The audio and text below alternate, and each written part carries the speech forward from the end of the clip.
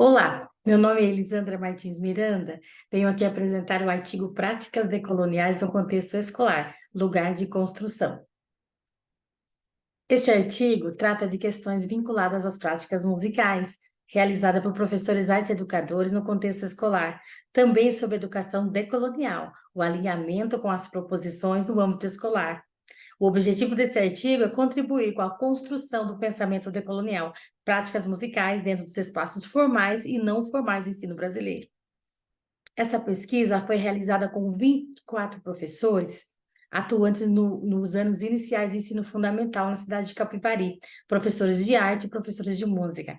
Como consequência desse estudo, ele pode trazer, esse artigo, inovações profissionais no campo da arte, mais especificamente da educação musical, para professores num processo de formação e formação continuada. No primeiro capítulo, a gente vem falar um pouquinho sobre o colonialismo e a colonialidade. A gente vem tratar sobre esses dois conceitos e qual é a relação que vai ter, que pode acontecer entre a educação musical e o decolonialismo. Então, nesse primeiro ponto, a gente vai falar um pouquinho sobre o colonialismo. Segundo Queiroz, segundo Maldonado e Torres, né, Apo de Queiroz, 2020, página 157, o colonialismo pode ser definido pela dominação política e econômica de um povo ou nação sobre o outro, por meio de relação explícita de poder, soberania e hegemonia. Os autores ainda sinalizam que ele pode ter terminado com a independência das colônias, mas a colonialidade vem se mantendo viva e entranhada em outras formas de hegemonia de poder que emergiram da modernidade. Então, a gente vai tratar um pouquinho sobre esses dois conceitos. Também a gente vem falar sobre a desvalorização da música, sobre a educação musical desde que ela foi inserida na grade curricular. E a gente tenta aqui diagnosticar por que isso aconteceu, por que houve esse declínio. Então, uma das possibilidades são políticas públicas de cada período brasileiro, cada vez que muda o governo, mudam umas filosofias, uns gostam da educação musical, outros já vêm de outra maneira, e as coisas vieram se transformando e foi caindo, ficando em descrédito a música. Também um outro ponto é a inexistência de uma metodologia pedagógica musical, né? Interpretações divergentes, cada educador vai fazendo do jeito que acha que é. O ensino era voltado também, desde 1854, só para a aprendizagem técnica do instrumento, excluindo estudantes por habilidade física, sensorial, psicológica, além da complexidade de entender a música. No capítulo 2, a gente vem tratar um pouquinho sobre a postura decolonial, fazer uma reflexão entre o educador e essa postura. Qual contribuição que o educador musical pode ter com a proposta decolonial? Então, aqui eu quero falar um pouquinho sobre a educação musical pode estabelecer a relação com a perspectiva decolonial à medida em que a proposta questiona e procura desconstruir as hierarquias do saber que priorizam e privilegiam o Ocidente. Isso se dá através da ampliação dos currículos, no sentido de incluir músicas e tradições diversificadas, afrodescendentes e indígenas, valorizando culturas musicais locais, reconhecendo sua riqueza, permitindo que essa cultura também faça parte do patrimônio cultural em todo o seu universo. Durante séculos, a música foi um instrumento de resistência e empoderamento para muitos povos. Nesse aspecto, a educação musical pode ser uma ponte para dar identidade e poder para as vozes marginalizadas. A proposta decolonial critica a ideia de uma linguagem musical universal, o que abre espaço para uma educação musical com diversidade de expressões musicais, dando lugar às pedagogias alternativas não ocidentais, com ensino inclusivo e holístico.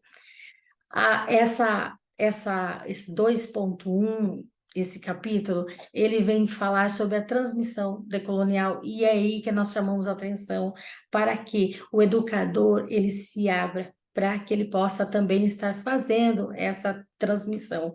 A educação musical decolonial pode ser um lugar prazeroso, transformador, que contribui com a composição de uma nova perspectiva relacionada ao ensino de música, levando em consideração a nossa história.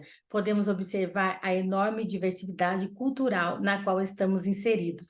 Então, quando a gente fala sobre essa diversidade cultural, a gente vai um pouquinho falar sobre a transculturalidade, a gente traz um pouco do conceito e também da relação que pode ter a transculturalidade com a educação musical.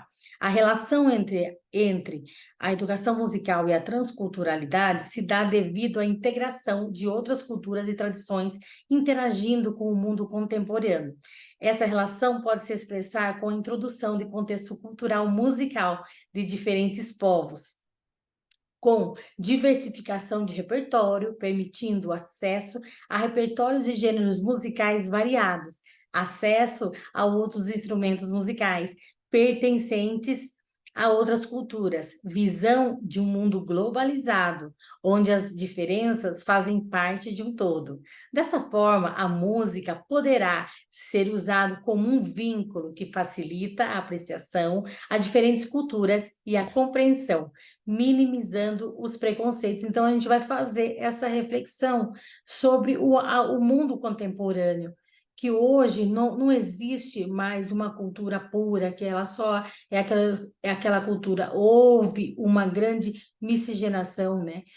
Houve uma grande mistura entre os povos, entre as culturas. Então, todas as culturas, elas são importantes. Como resultado da pesquisa, a gente vem, na primeira questão, falar um pouquinho sobre a formação dos docentes. 50% possuem licenciatura em arte concluída, 50% dos professores também licenciatura em música concluída. Desses 24 professores, 37,5% possuem graduação em outra área. 66,67% possui pós-graduação lato sensu concluída. 12,5% pós-graduação lato sensu em andamento. 0% possui pós-graduação stricto sensu concluída. E 8,33% possui pós-graduação em stricto sensu em andamento.